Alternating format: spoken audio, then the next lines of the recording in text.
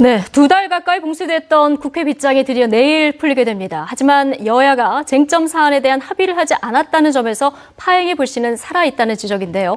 내일부터는 이 두 분도 바빠질 것 같습니다. 박범계 민주당 의원 그리고 장제원 한국당 의원 모시고 이번에는 과연 일하는 국회 모습 보여줄 수 있을지 전해 듣겠습니다. 두 분 어서 오세요. 네, 반갑습니다. 안녕하세요. 자, 두 분 스튜디오에 들어오신 이후에 지금 속보가 한 가지 떠서요. 이 부분 얘기부터 먼저 좀 하겠습니다. 이명박 전 대통령의 조건부 보석 허가 결정이 지금 내려졌는데요. 저희 기사를 먼저 좀 제가 읽어드리면 횡령과 뇌물 혐의로 1심에서 징역 15년을 선고받았었죠. 그래서 구속됐던 이명박 전 대통령이 법원의 보석 허가로 이제 풀려납니다. 서울고등법원은 오늘 항소심 첫 공판기일에서 이 전 대통령의 이 보석을 조건부로 청구를 인용했습니다. 이에 따라서 이 전 대통령은 지난해 3월 구속영장이 발부된 지 349일 만에 서울 동부구치소에서 석방이 되게 됩니다. 그러나 재판부는 건강 문제로 인한 보석 청구는 받아들이지 않는다면서 이 전 대통령 측이 요청한 병원은 받아들이지 않고 주거를 주소지로 한정하고 또 외출도 제한한다고 밝혔습니다. 또 이 전 대통령 배우자와 변호인 이외 접견인 통신도 금지한다 이렇게 덧붙였습니다. 앞서 이 전 대통령 측은 구속 만기일인 다음 달 8일 전까지 재판을 끝내기 어렵고 건강 문제가 심각하다면서 불구속 재판을 받게 해달라 요청했는데요. 이에 대해서 검찰은 이 전 대통령이 1심에서 중형을 선고받은 데다가 구치소에서 건강관리를 받고 있다면서 보석에 반대했지만 받아들여지지 않았습니다. 자, 어쨌든 이명박 전 대통령은 이제 자유의 몸이 되는 이런 상황이 된 건데요. 박범계 의원님, 지금 조건부 보석 허가가 내려졌거든요. 이 조건부 보석 허가.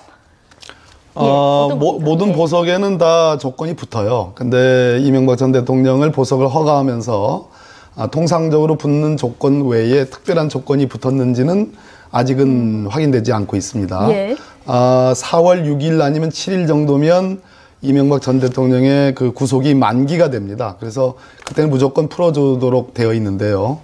저는 그걸로 봤을 때 한 달을 남겨놓고 있는데 네. 그때 가서 풀지 않겠느냐. 그래서 보석을 기각할 가능성이 있다고 봤고요. 아까 우리 장 의원님 들어오시기 전에는 보석 가능성이 있는 거 아니냐 이렇게 말씀하셨는데 그런데 오늘 보석을 전격적으로 허용을 한 걸로 보면 예. 아마도 구치소에서 진료를 받는 것보다는 본인이 원하는 자택에서 본인이 편한 의료진에 의한 진료를 받는 것이 더 낫겠다라는 판단, 즉 병보석은 아니지만 예. 건강상의 문제가 상당 정도 있는 것 아니냐라는 그런 추측이 가능합니다. 그러니까 오늘 재판부 얘기를 보면은 건강 문제로 인한 보석 청구는 받아들이지 않았다.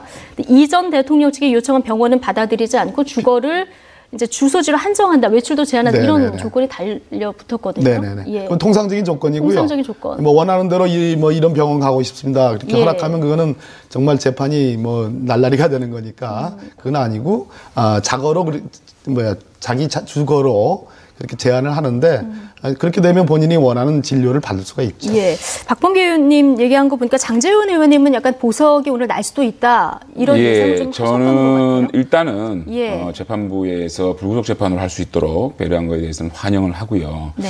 다만 이 보석 허가의 이유가 저는 조금 납득이 안 되는 부분이 분명히 있어요. 예.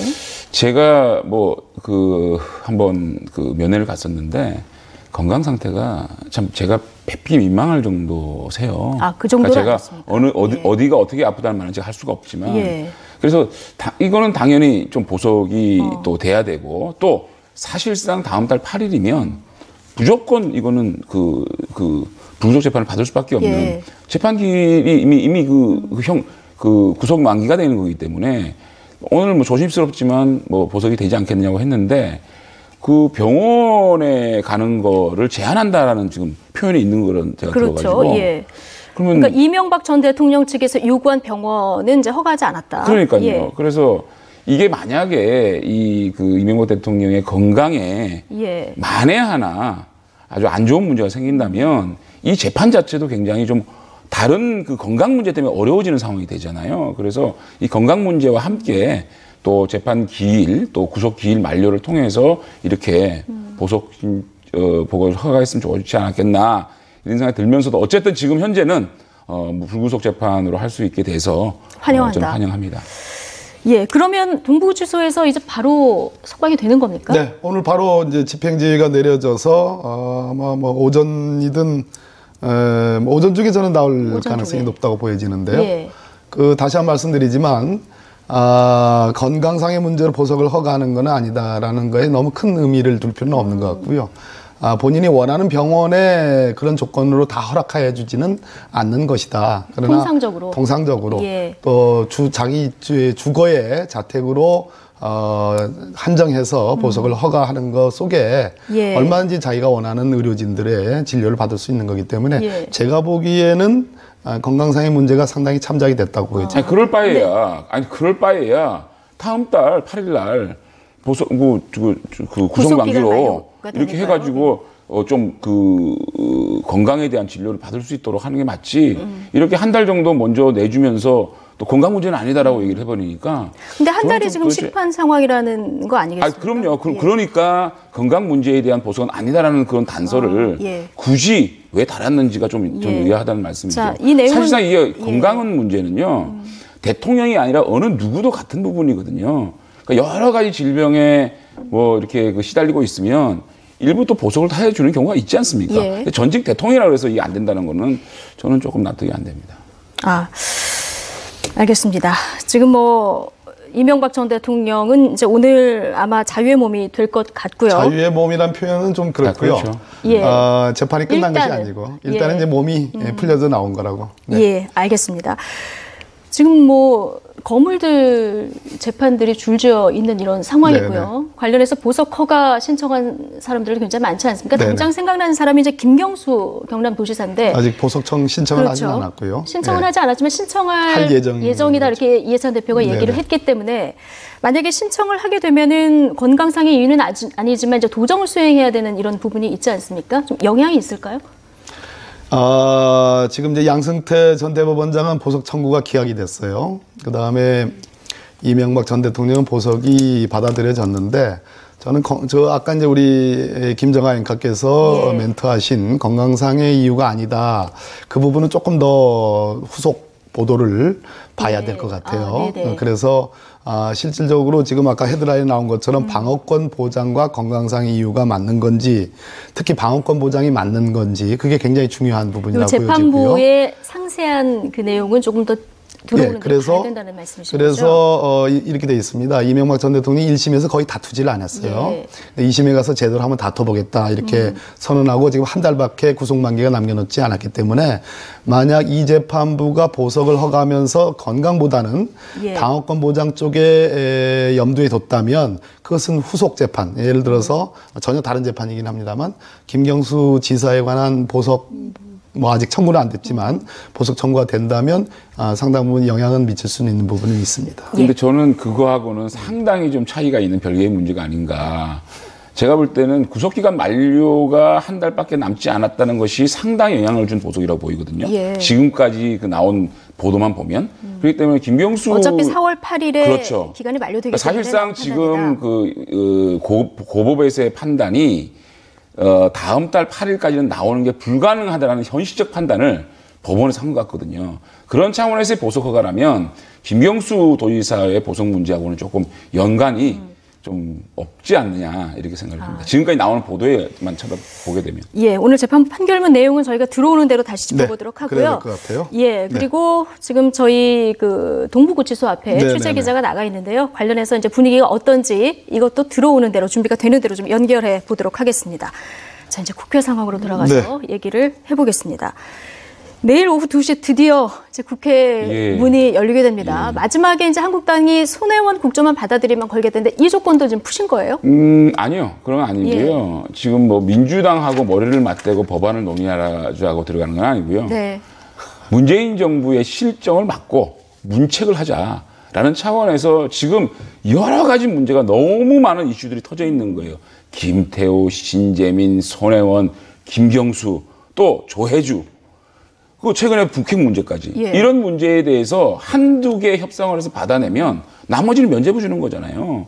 그래서 그럴 바에야 구차하게 한두 개 받지 말고 전체를 대정부 질문을 통해서 이 정부의 실정을 또 부각을 하고 또 상임위에 흩어놓고 각 상임위에서는 얼마나 잘못하고 있는지에 대해서 좀 우리 야당에서 질타를 하고 투쟁을 하기 위해서 들어간다고 보면 됩니다. 투쟁을 하기 위해서 들어간다 말씀을 하셨습니다. 그러니까 쟁점 사항에 대해서 지금 합의가 안 된 상황에서 국회가 열리는 거라서 이렇게 되면은 민생 법안 처리를 해야 되는데 이게 또 발이 묶이지 않을까 이런 우려 시선도 있을 것 같습니다. 2달간의 이제 2월 국회가 없었던 거잖아요. 예.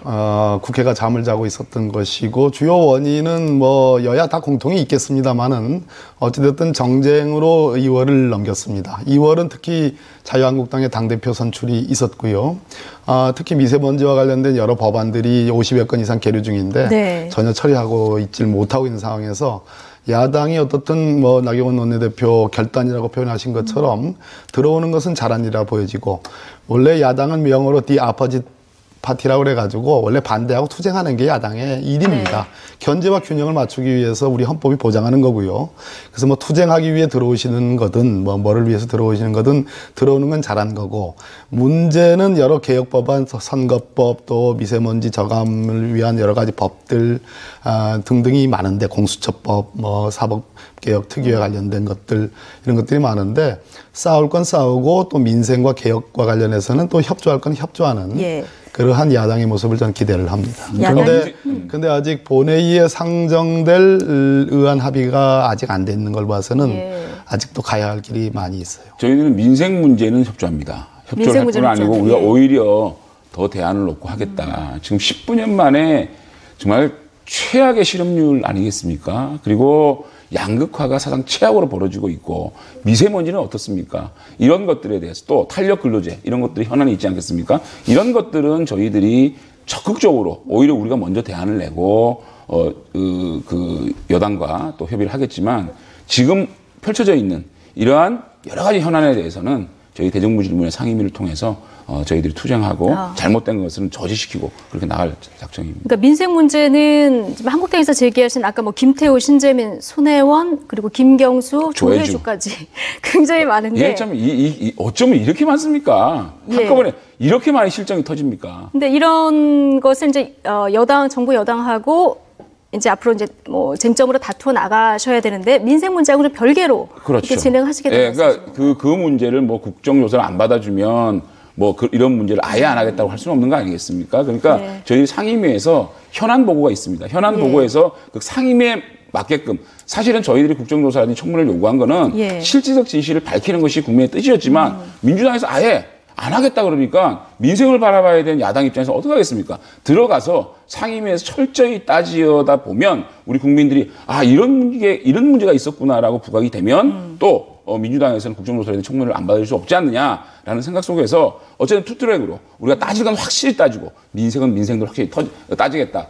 네. 이런 것들인데 어쨌든 저는 나경원 원내대표가 대승적으로 판단해서 조건 없는 등원을 한 거는 구차하지도 않고 깨끗하게 잘했다고 생각합니다. 예. 그 5가지를 이제 지적을 하시는데 잘 준비를 해서 들어오셨으면 좋겠어요. 다 재판 사항이거나 아니면 지금 수사 사항이죠. 수사가 진행되고 있는 것들인데 야당은 또 원래 그렇게 하는 겁니다. 그런데 지난 연말에 있었던 운영위 회의를 보면 과연 제1야당이 지금 그 소리만 크지 착실하게 아주 주도 면밀하게 잘 준비가 돼 있는 것 같지 않고요. 뭐 지적할 수는 있다고 생각합니다. 그러나 그것의 실체적인 진실에 대해서는 국민들이 뭐 다 어느 정도 알고 있기 때문에 뭐 전혀 뭐 두렵지 않고 그것 때문에 지금까지 결국 국회를 이제 문을 걸어 잠갔는데 어쨌든 늦게나마라도 들어오셔가지고 상임위별로 현안 보거든 그렇게 해서 물이 익어가지고 청문회가 되든 어쨌든 그것은 뭐 야당의 역할이고 또 저희 여당은 또 여당대로 그것이 그 의혹에 그칠 뿐이다라는 뭐 방어를 또 할 예정입니다. 그러니까 가장 최근에 불거진 환경부 블랙리스트 문제 있지 않습니까? 이거는 참 제가 볼 때는 문재인 정부가 정말 그렇게 이게 권력농단이라고 얘기했던 블랙리스트와 같은 이런 환경부의 그 모습들은요, 진짜로 한번 이거는 이 문제에 대해서는 민주당이 좀 자성을 좀 했으면 좋겠어요. 글쎄요, 저는 그 검찰 네. 수사에 대해서 동의하지 못하는 사람입니다. 알겠습니다. 어쨌든 지금 두 분 말씀 들어보면 국회가 열리긴 하는데 맑을 수 있을까 이런 의문점 흐린 건 아니고요, 김정아 앵커님. 예, 흐린 건 아니지만 앞으로 원래 이렇게 싸워가면서 가는 겁니다. 싸워가면서 가는 거다. 예. 여러 가지 쟁점들이 있습니다만은 지금 인사 문제도 앞으로 또 쟁점이 되지 않을까 싶습니다. 지금 장하성 주중대사 내정 소식이 이번 주 계속 논란이거든요.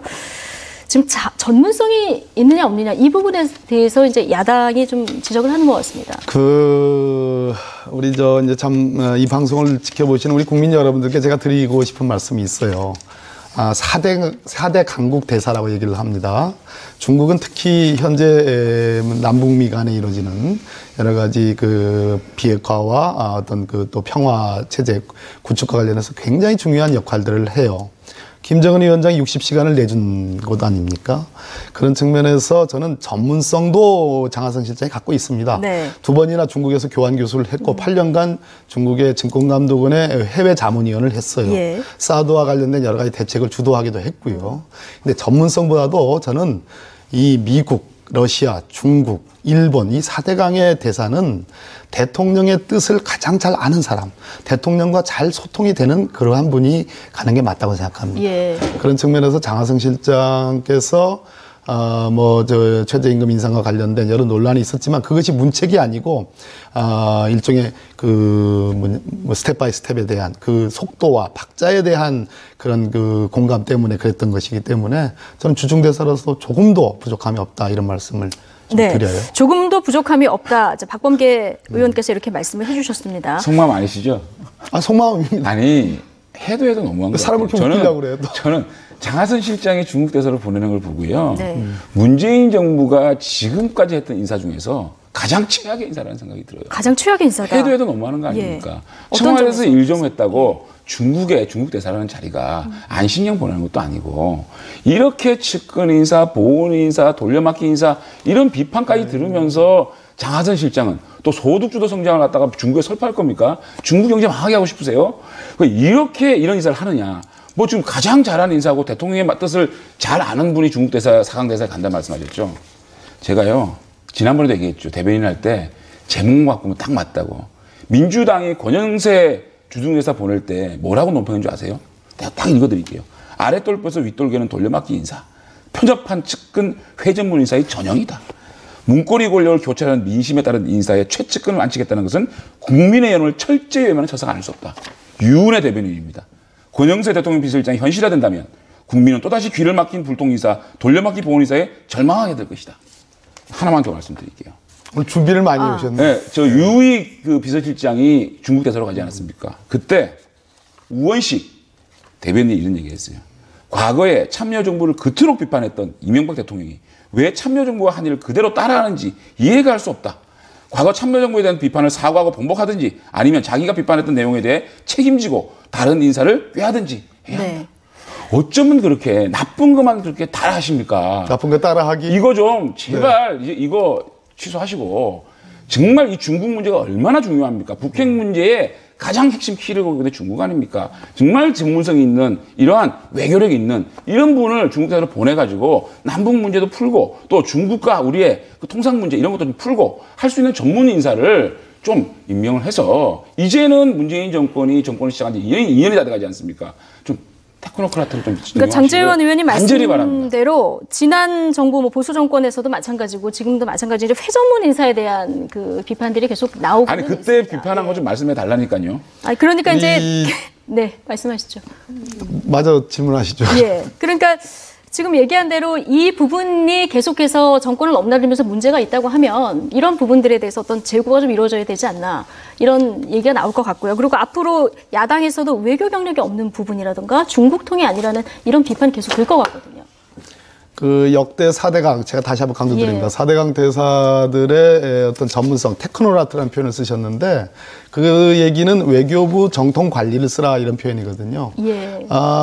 외교부 일부 라인에서는 그런 얘기를 할 수가 있어요. 그러나 전반적으로 4대강과 관련된 외교에서는 외교의 전문성보다도 결국은 대통령의 신임을 받는 사람, 대통령과 통할 수 있는 사람, 그것이 더 중요하게 쳐지고요.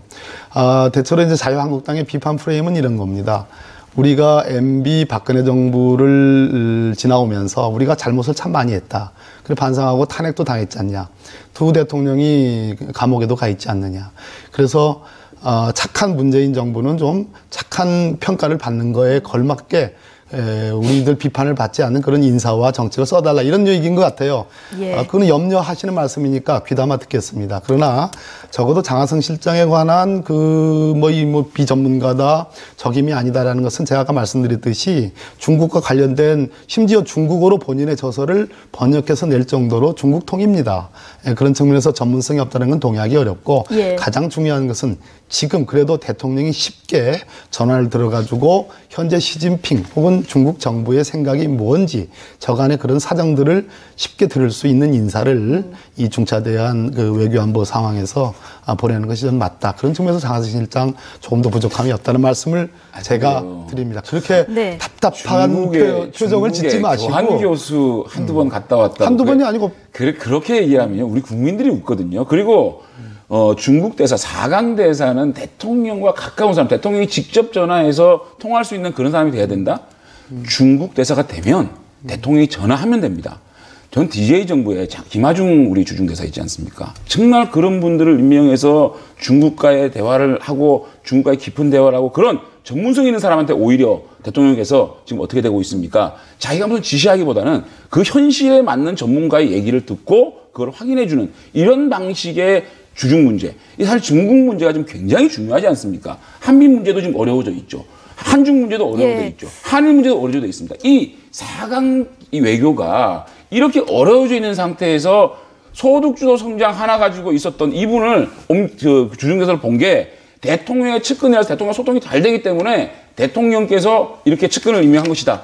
이렇게 면피하고 아니 교환 교수 몇 번 했다고 중국의 전문가라서 중국에서 임명한다고 그러고 그럼 우리 국민들이 좀 판단할 거라고. 어쨌든 교환 교수를 몇 번을 해야지 전문가를 우리 인정을 해주시고. 교환 교수의 중국의 교환 그리고 교수가 중국의 증권감독원에 8년간 해외 자문위원을 했으면 되는 거고 중국어로 본인의 저서를 번역해서 출판할 정도면 그 정도면 중국 전문가지. 그러면 우리 장 의원님이 말씀하시는 중국 전문가로 평가받으려면 어느 정도의 자격을 따야 됩니까? 아니요, 그러면 적어도요. 동의하기 어려워요. 적어도 중국통이 있어야 됩니다. 동의하기 어렵습니다. 김하중 주중대사 DJ가 인사했던 그런 탕평 인사를 좀 생각을 해보십시오. 예, 알겠습니다. DJ가 인사를 얼마나 잘했는지. 예, 장하성 전 정책실장 얘기 아주 짧게 하고 넘어가려고 했는데 네. 지금 뭐 최고위 인선부터 최악의 인선까지 한 말씀만 더 드릴게요. 그러면 유은혜 대변인이나 우원식 대변인이나 또 김영록 대변인이 했던 이 비판은 뭐죠? 우리에게 쏟아부었던 비판이 저희들이 하는 비판하고 똑같습니다. 결국은 그분들이 다 대사로 가셨고 소정의 임기를 마치고 다 돌아오신 분들입니다. 예. 그럼 저희들을 적폐라고 그러지 마시죠. 네.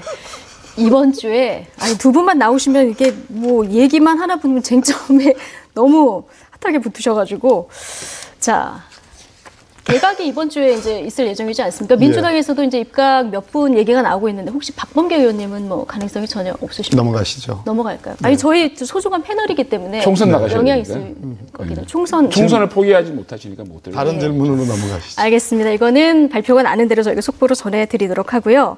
지금 우리 국민들의 가장 큰 관심은 아무래도 미세먼지가 네, 맞습니다. 아닐까 싶습니다. 지금 뭐 정치권도 이 미세먼지 공방에 가세를 하고 있는 이런 상황인데요. 영상으로 먼저 보고 오시겠습니다.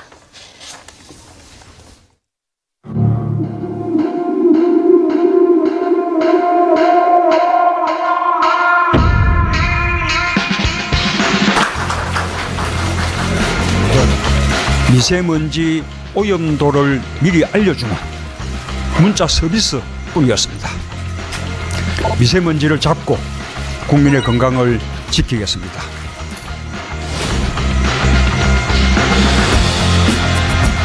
국회가 제 할 일을 못한 탓에 이미 많은 혼란과 피해를 초래했습니다. 국민 건강을 위한 미세먼지 대책 법안들도 국회에 쌓여 있습니다. 한중 정상회담 의제로 올리겠다는 공약을 지키라는 국민들의 항의가 거세지만 청와대는 중국과 협력을 강화하겠다는 원론적 입장만 되풀이하고 있습니다. 한중 정상회담 미세먼지를 의제로 해서 즉각 열어줄 것을 촉구합니다. 정부 차원의 대책을 내놔야 할 때가 훨씬 지났지만 문재인 정부는 여전히 하늘만 쳐다보고 있습니다. 정부의 정책 역량과 외교 역량을 모두 투입해서 푸른 대한민국을 만들겠습니다. 임기 내에 국내 미세먼지 배출량을 30% 감축하겠습니다.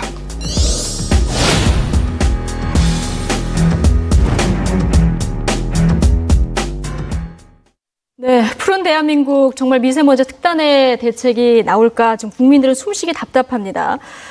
자, 지금 국회에서도 이 문제에 대해서 신중하게 지금 바라보고 계신 것 같은데요. 조금 전에 오늘 오전에 문재인 대통령이 여러 가지 지금 미세먼지 관련해서 지시사항을 내렸습니다. 일단 첫 번째가 한중 협력을 강화해서 공동 대응을 하라. 그리고 뭐 추경 예산도 편성할 수 있으면 해라. 이런 이제 어제에 이어서 이제 조치들이 내려졌는데요. 어떻게 보셨습니까? 취임 2년 동안 뭐 하셨습니까? 취임 2년 동안 뭐 하셨냐? 대통령께서 아까 나오네요. 2017년 4월 13일 날 네. 이런 말씀하셨어요. 국민들은 불안을 넘어 정부에 무는 거 아니래 분노합니다. 환경부 등 정부가 제시하는 대책은 미세먼지 오염도를 미리 알려주는 문자 서비스뿐입니다. 딱 문재인 정부 얘기하고 있는 겁니다. 그다음에 정부의 정책과 외교 역량을 모두 투입해 푸른 대한민국을 만들어서겠습니다. 근데 지금 2년 동안 뭐 하시고 대통령 선거 때 공약사항 그대로 말씀하시는 겁니다. 외교 역량을 강화하겠다. 또 뭐 석탄 화력발전소 예. 줄이겠다. 석탄이나 화력발전소 같은 경우에 47%가 52%로 오히려 문재인 정부 들어와가지고 과다 지금 운용되고 있는 겁니다. 예. 원전은 줄고 있고요. 공해가 나오지 않는 미세먼지가 나오지 않는 원전을 줄이니까 당연히 석탄이라든지 화력발전소 발전을 높일 수밖에 없는 거 아닙니까? 미세먼지 대책에서 이게 역주행하고 있는 국내 요인만이라도 잡지는 못하고 있는 거 아닙니까? 자, 그러면 그다음에 국제 요인에 대해서 중국에 무슨 말을 했습니까? 뭘 했습니까?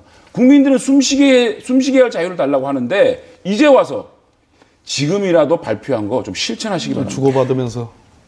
그럴까요? 일단 네. 말씀하시죠. 예. 그러니까 미세먼지에 대한 대책과 관련해서는 책임을 지고 있는 정부 여당이기 때문에 국민들께 송구하다는 말씀을 드릴 수밖에 없어요.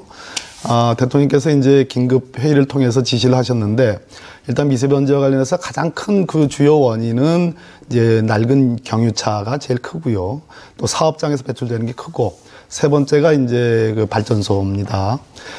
또 중국 요인이 크죠. 오늘 대통령께서 중국과 관련해서는 미세먼지 예보 시스템, 예. 또 미세먼지 저감 조치 기준과 관련해서 중국과 공동으로 시행하는 방안을 협의해라라는 예. 지시를 하셨고, 또 인공 강우의 문제도 역시 중국과 협의해야 될 사항이고요. 당장 우리 이제 유치원이나 초등학교 우리 아이들에게 영향을 미칠 부분에 관해서는 뭐 추경을 편성해서라도 공기청정기를 긴급하게 빨리 배치를 해야 되는 문제가 있는 거고, 또 아까 말씀드렸듯이 이제 경유차의 문제 그거 뭐 강화해야 되고요. 석탄 화력 발전 오래된 것은 빨리 폐기가 되는 것이 맞겠습니다. 그러나 어찌됐든 지금 국회에서 잠자고 있는 법안이 54개 미세먼지 저감 조치와 관련한 여러 허용량 기준을 높이는 것, 54개나 그리고 됩니까? 미세먼지를 재난으로 범죄 인정을 하는 것. 그래야지 국가적인 대책이 가능하죠. 근데 그런 것들이 2월 동안 국회가 문이 이제 잠겨지는 바람에 지금 통과가 되지 않았어요. 그래서 빨리라도 아까 싸울 건 싸우더라도 이러한 민생 법안은 여야가 조속히 머리를 맞대고 좀 통과를 시켰으면 좋겠습니다. 예.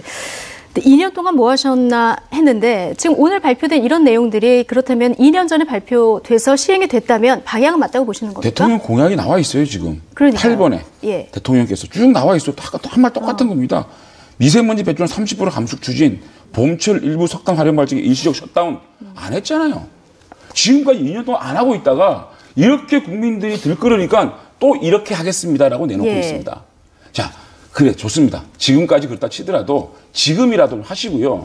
정말 중국 문제에 대해 현재 장관급에 대한 수준에서 논의되고 있는 한중 동북아 미세먼지 협력을 정상급 의회로 격상하겠다. 여기 공약에 나와 있습니다. 이 정부의 로드맵에 나와 있어요. 예. 이거 한 번에도 했습니까?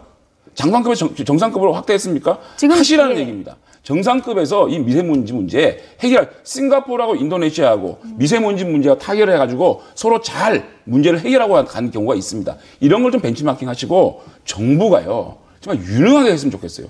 자, 실업률, 경제, 이제 제일 잘하고 있는 안보까지, 이제는 미세먼지까지 잘하는 게 없지 않습니까? 유능한 게 없지 않습니까? 그래서 이런 것들이라도 지금 우리 국민들은 숨 쉬는 자유를 달라. 이렇게 얘기하고 있으니까 일단 좀 철저하게 하시기 미세먼지 바랍니다. 관련해서는 중국과 협력을 강화하자 이게 이제 한국당에서 계속 주장해오신 말씀이시고요. 지금 하시는 말씀 맞죠? 그렇죠. 한중 정상회담까지 지금 얘기가 나온 상황인데요. 네. 이게 현실적으로 중국은 한국의 미세먼지는 한국 탓이다 이런 입장이기 때문에 이게 현실적으로 아니 가능할까요? 당연히 중국은요. 예. 중국이 무슨 잘못이냐. 한국의 국내 요인이 더 크다는 얘기를 할 거예요. 그러면 저희들이 지금까지 문재인 정부 들어서 미세먼지에 신경을 많이 썼다 그러면은 과학적 근거와 데이터 또 세계적으로 미세먼지에 유력한 분들이 어떤 연구를 해가지고 그 연구 보고서를 중국에 놓고 자 보십시오. 이게 중국에서 미세먼지가 가장 큰 영향이 있다는 게 이게 보고서 아닙니까? 세계적으로 권위 있는 보고서니까 이거를 중국에서 좀 그 생각을 해달라라고 과학적인 증거를 가지고 이 미세먼지 문제에 대해 중국에 어프로치 해야 되지 않겠습니까? 그런 거 안 해왔잖아요. 그래놓고 지금 중국과 좀 협력을 해나가겠다? 어떻게 협력을 해나가겠다는 겁니까?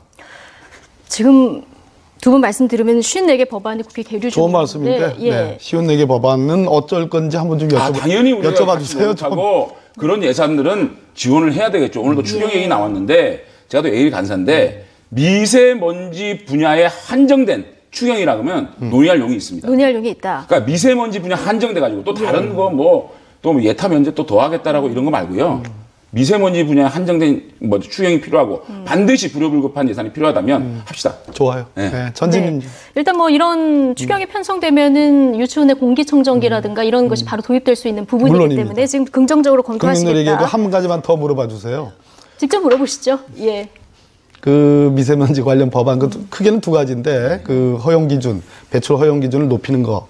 그래야지 규제가 가능하죠. 그래야지 지금 말씀하시는 뭐 경유차라든지 또는 석탄 화력 발전, 뭐 LNG 발전 다 규제가 가능한 거고요. 두 번째는 그 미세먼지 문제를 하나의 재난의 범주로 포함시켜 가지고 국가적인 재정적 여러 가지 시책을 가능하게 하는 법안. 이 두 가지로 다 이제 포섭될 수 있는데 이 부분만이라도 떼서 같이 논의하자고. 협상할 의미가 있다. 같이 논의하는데 전력 수급 문제가 있지 않습니까? 또 여름이 가까이 오면 그러니까 석탄이나 화력 발전을 확 줄이는 대신 일부 셧다운을 하더라도 원전 가동률 좀 높인다는 전제를 해주세요. 그런 부분들이 이 문재인 정부도 자신들이 아무리 주장하는 그러한 정책이지만 이 미세먼지라는 큰 국가적 재난 앞에서 이런 것들도 숙일 수 있는 이런 것들도 한번 양보할 수 있는 그런 대승적인 모습을 보인다 그러면 야당이 왜 협조 안 하겠습니까? 자, 이 점에서 조금 차이가 나는데 한 가지 매우가지만 그 미세먼지 그러니까 석탄 화력 발전 뭐 이런 것을 줄이고 지금 원자력 발전을 더 늘리자 이런 말씀인데 우리 정부는 기본적으로 원전을 좀 감소하는 그것이 국민적 여론이라고 보고요. 그런데 저는 우리나라에 소위 사용후 핵 연료라고 하는 고준위 폐기물에 대한 처리 시설이 없어요. 발전소에서 그냥 차곡차곡 쌓여갖고 지금 포화 상태로 와 있습니다. 그래서 그 발상은 원전을 늘리자 하는 그 발상은 이 미세먼지라는 위험을 다른 재난적 위험으로 대체하는 거기 때문에 저희들은 견해가 달라요. 다 한 가지 마지막으로. 그러나 그 부분도 서로 절충하고 머리를 맞대면 타협할 지점이 있습니다. 그런 측면에서 완전하게 올로와 나싱으로 이거 아니면 저거다 이렇게 하는 접근만 아니면 문재인 정부가 약속을 했어요. 봄철에 미세먼지가 많을 때는 일시적 셧다운 하겠다고. 그러니까 이미 그 문제에 대해서 그 문재인 정부가 약속을 한 부분 아닙니까? 그렇다면 셧다운하고 난 다음에 안정적 전기공급을 어떻게 하겠습니까? 그러니까 우리가 원전을 고집하는 게 아니라 이 석탄 화력 발전이라든지 이런 것들을 셧다운하기 위해서는 전기의 안전 공급을 위해서는 원전 가동률을 조금 높일 필요가 있지 않냐 이런 제안을 하는 거죠. 그럼 절충할 여지가 있는 거예요. 어차피 문재인 정부 하겠다는 거예요. 그 머리를 맞대고 오늘 약속하신 것처럼 예결위 간사시니까 추경 문제와 그리고 이 법안 적어도 미세먼지 관련된 법안은 머리를 맞대고 우리가 협상. 미세먼지 같은 경우는 나경원 원내대표나 김학용 그 위원장이 아주 그거는 관심이 많은 거기 때문에 논의가 될 겁니다. 좋습니다. 알겠습니다. 자, 미세먼지 심각성이 두 분 다 이제 인식을 하고 계시고 원인은 좀 다르지만 54개 법안 통과시켜야 된다는 의지는 강하시기 때문에 이 부분은 생각보다 좀 쉽게 풀릴 수도 있을 것 같다 이런 생각이 들고요. 지난주에 2차 북미 정상회담 결렬 소식에 아쉬워했던 분들 굉장히 많으실 텐데요. 그런데 이 안타까움을 넘어서 막말선 발언들이 나오고 있어서 또 논란이 되고 있습니다. 차현주 앵커가 먼저 정리해드립니다. 2차 북미 정상회담 결렬 배경을 놓고 여러 가지 분석이 나오고 있습니다. 이 과정에서 비판인지 막말인지 모를 수위 높은 발언도 나오면서 논란이 되고 있습니다.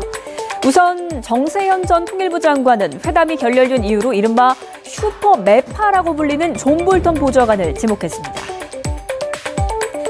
난데없이 볼턴이 앉아있는 거예요. 점잖지 못한 편이지만 한 번도 문제에 관련해서는 매우 재수없는 사람입니다. 짝도 안 맞게 볼턴이 와서 그때 가서 앉아있는 거 보고 저게 이제 불진으로 들어왔구나. 곧 성냥을 거대하겠구만 했더니 아니나 다를까. 바로 그 HU 프로그램을 가지고 또 압박을 한 거예요. 정 전 장관은 이외에도 볼턴을 보면 인디언을 죽이면서 양심의 가책 없이 잘했다고 하는 백인 기병 대장이 생각난다며 악담을 쏟아냈습니다. 그런가 하면 야당에서는 볼턴 탓을 하기에 앞서 루저는 문재인 대통령이라면서 정부의 화살을 돌렸는데요. 김무성 의원의 말 들어보시죠. 외신에서 하노이 회담 결렬의 최대 루저는 문재인 대통령이다 이렇게 큰 떠들을 보이고 있습니다. 문재인 대통령 정신 차려야 됩니다. 문재인 대통령 정부가 순진한 것인지 바보인지 정말 참 우리 국민들이 또 어떠한 또 희생을 당할 것인지 하는 것을 생각하면 정말 재미있습니다.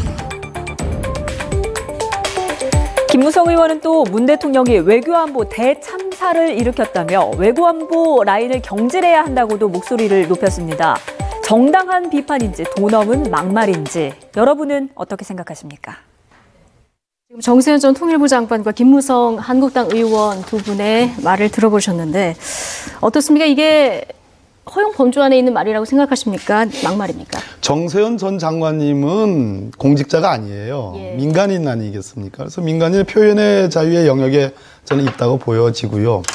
김무성 전 대표님 지금 자유한국당 국회의원이십니다. 공인이세요, 공직자. 일국의 이제 국가원수를 루저라고 표현해요. 루저는 우리가 아는 그 의미보다 미국에서 더 나쁜 의미로 쓰여집니다. 루저라는 표현은. 예. 그렇기 때문에 저는 김무성 전 의원님이 아니면 현 의원님이네.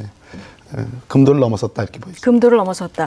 하노이 회담 결렬의 최대 루저는 문 대통령이다. 그런데 이 지금 영상에서 김무성이라는 야당 정치인의 발언과 또 정세현이라는 사실상의 문재인 대통령의 대북 문제의 주요한 원로 자문그룹 중에 한 분입니다. 이분이 남북 정상회담 준비위원회 원로 자문단의 멤버시고 사실상 대통령한테 남북 문제를 가깝게 자문할 수 있는 분 중에 이종석 장관, 그다음에 문정인 특보, 그다음에 이 정세현 장관 같은 경우에는 대통령께 자문하는 그룹이잖아요. 이분의 발언과 비교해서 동영상을 한다는 게 이해가 안 돼요.